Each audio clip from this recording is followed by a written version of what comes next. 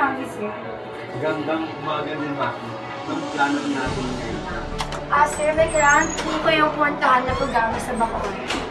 Sige, maghahanda muna ako.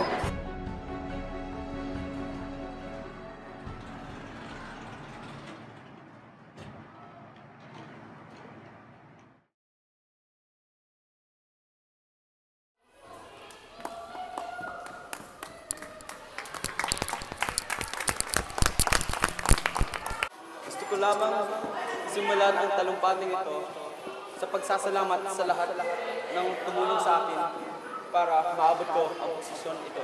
Salamat po sa lahat. Hindi ko kayo bibiguin.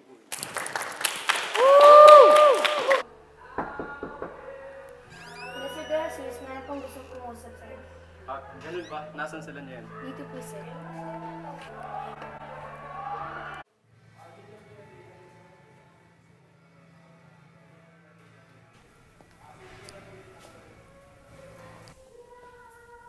Ito po sila.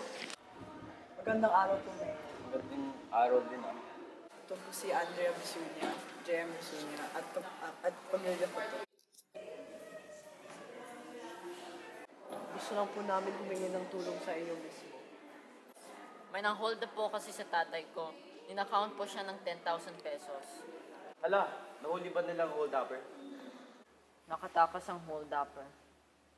Hindi namin mamumukaan kasi may takip siya sa mukha. Pumunta na kami sa polis pero hindi pa rin nila mahanap. Kaya pumunta kami sa inyo para mas madaling mahanap. Kung ganun, sige, tutulungan ko kayo. Pero hindi ako mismo ang mag-iimbestiga. Magtatalaga ako ng isang tagapag-usig para sa inyo. Salamat. Napakabait niyo po.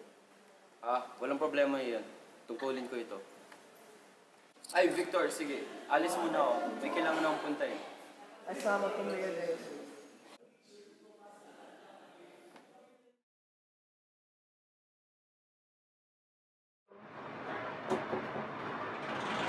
Sir, nandito po si Juan Pereira. Sige, papasugan ko na. Magandang umaga, Mayor De Jesus. Sorry, the new one. Mihingin sana akong pabor sa iyo. Hawak mo lahat ng CCTV sa Bacoor, di ba? Opo, sir. May isang pamilya kasing naholdapan at nanakaw ng 10,000 piso. Nakatakas ang hold-upper eh. Gusto kong pumunta ka sa pamilyang ito at imbestigahan sila para mahuli ang hold-upper. Malutas mo sana ang kasong ito ngayong araw. Nandito lahat ang kailangan mo.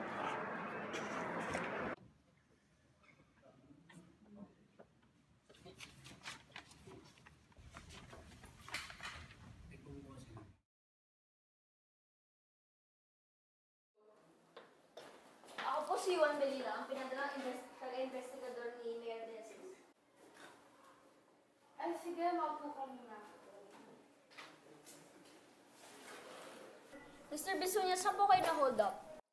Dyan lang po sa may paliparan. Sa pagkakaalala ko, meron siyang malaking katawan. Naglalakad lang kasi ako sa liblib ng lugar. Tapos meron biglang nag-hold up sa akin. Tinutukan niya ako ng baril sa ulo at sinabing kapag hindi ko binigay ang pera ko, papatayin niya ako. Kaya yun, binigay ko lang. Sige. Ibigay ko na lang number ko.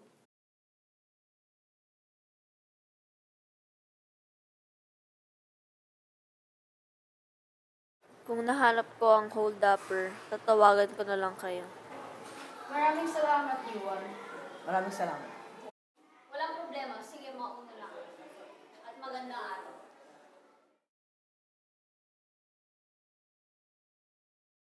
Pwede ba makita ang footage sa CCTV? Doon sa liblib ng paliparan. Ay, ito po. Pinakita ka bang malaking lalaki na nakatakip ang mukha? Ay, ito po. Tinanggal niya yung takip niya sa mukha.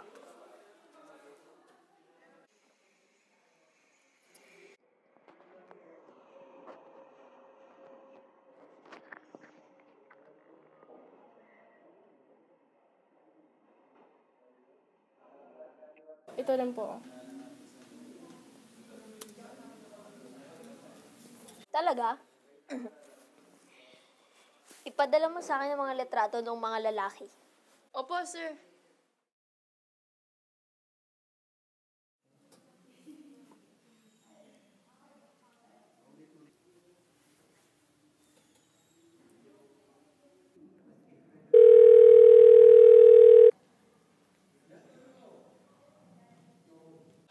Juan, may nahanap ka na ba? Ay sir, opo, si Matthew Pexon pala ang hold-upper. At nagtatrabaho siya para kay Jeb Tolentino. Ha? Si Jeb? Sige, salamat.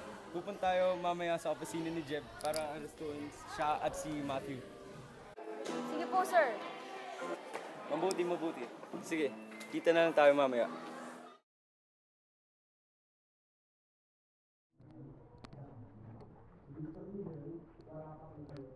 Magandang araw sa'yo, Joshua. Naaresto ko namin niya yung Jeb. Alam kong ikaw ang nag-hold up kay Victor Besunya. Kaya namin itong patunayan. Ha? Hindi ko yung ginawa. May patunay kami, Jeb. Nasaan si Matthew Pexon? Kasama siya sa krimeng ito.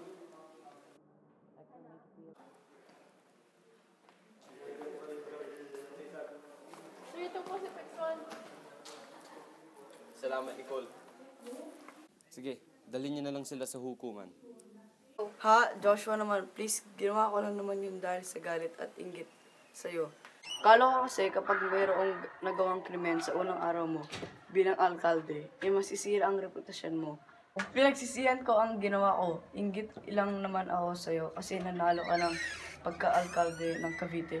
Kahit na, Jeb, mali pa rin ang ginawa mo. Nahanakit ka ng hindi lamang isang tao, pero isang pamilya rin. Kailangan kitang arestuin para doon. Ang krimen ay krimen. Kung ganon, sige, handa ako sa kahit anong parusa.